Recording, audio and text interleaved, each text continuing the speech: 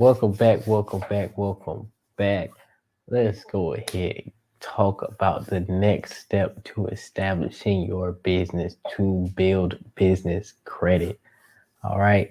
So I just want to cut really quickly before we get into the topic and say if you are new to the channel, make sure you hit that subscribe button, hit that like button, and comment so that you can get all of these videos that we put out daily finance brought to you, as well as making sure that you're commenting and liking so that this video gets pushed out in the algorithm to more people so that they can get this same great information.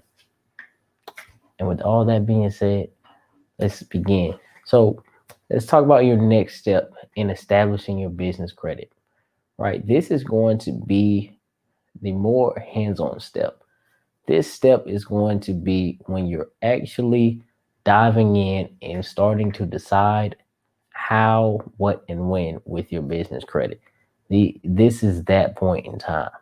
So at this point, you need to start educating yourself on the different types of business credit accounts, what types you want to establish, and pick and choose which ones are going to be the best and most feasible for you and your end goal in business credit. There are going to be ways that are going to cost more money but may get results faster, and there are going to be ways that may get results a little bit slower but could potentially save you a lot of money.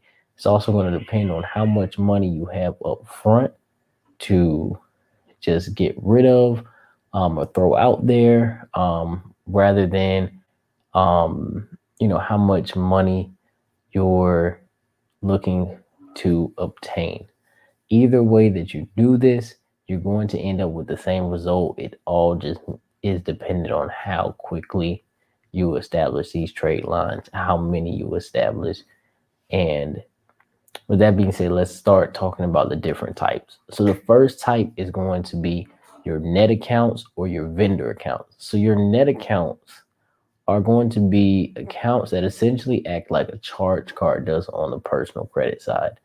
You know, these are very basically short-term loans. You know, you get a loan for a certain amount, but you choose to only use a smaller amount of that loan. However, it has to be paid back in full within 30 days. So it acts just like a charge card does. So you get a net 30 for 1,500, but say you spend 100 of it, then within those 30 days, by the time that next statement comes up, you're going to be responsible for paying that net 30 off in full. There also are net 15s, net 45s, net 60s, net 120s. It all just depends. However large the number is how many days you have to pay it back. So if it's a net 15, you have 15 days or about 2 weeks to pay it back. If it's a net 30, you have 30 days, which is about a month to pay it back. If it's a net 60, 2 months, net 120, 4 months. That's basically how that works. Then you have your fleet cards, which are going to be your gas cards. So you could get these cards, have them as secured cards, or you can potentially get approved for one of them out the gate without it being a secured card directly for your business. So, these cards are going to act just like credit cards. However, you're only going to be able to use them at certain gas stations unless you get approved for a fleet card that is a MasterCard or Visa, and then you can use those cards anywhere that MasterCard or Visa is accepted, obviously.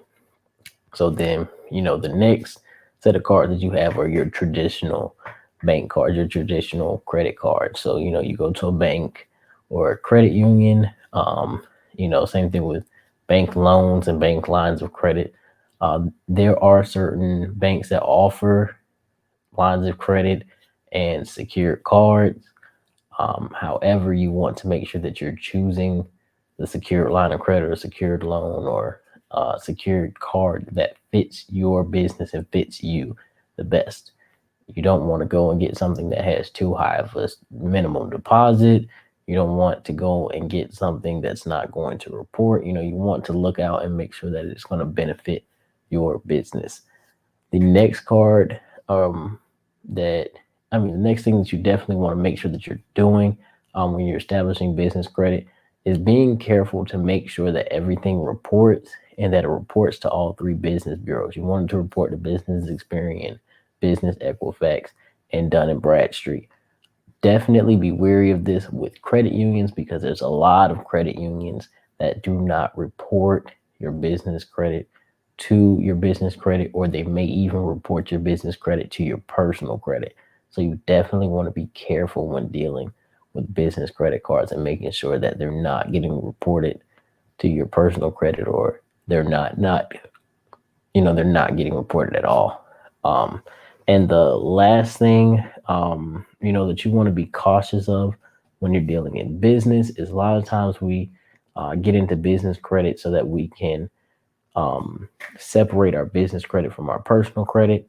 However, this could also be used as a method just to jumpstart your business credit, and that is personal guaranteeing. You do have the option to combine your business credit with a guarantee from your personal credit, which will mean you're personally responsible if your business defaults on that loan, and you can take advantage of that.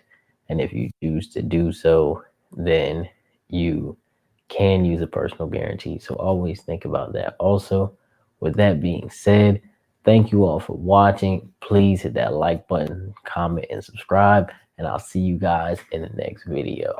Peace out.